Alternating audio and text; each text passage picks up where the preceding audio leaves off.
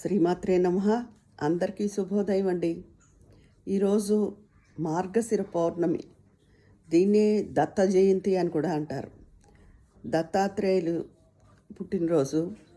పిఠాపురంలో ఆయన స్వయంభూగా వెలిశారు, అక్కడ జన్మించారు. అక్కడ దత్తపీఠం ఉంది. పురుహూతికాదేవి గుడిలో ఆయన గుడి కూడా ఉంది లోపల.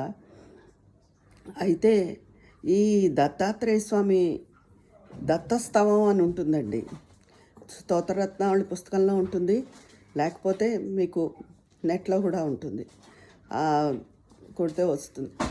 ఈ దత్తస్తవాన్ని ఎవరైతే తీరని కష్టాల్లో ఉన్నారో 9 సార్లు కానీ 11 సార్లు కానీ చదువుకుంటే 40 రోజులు 41 రోజులు ఎంతటి కష్టమైనా నుంచైనా ఆయన కాపాడుతాడు. ఆరోగ్యం బాగుంటుంది, కుదుట పడుతుంది, ముందు మానసిక ప్రశాంతత వస్తుంది.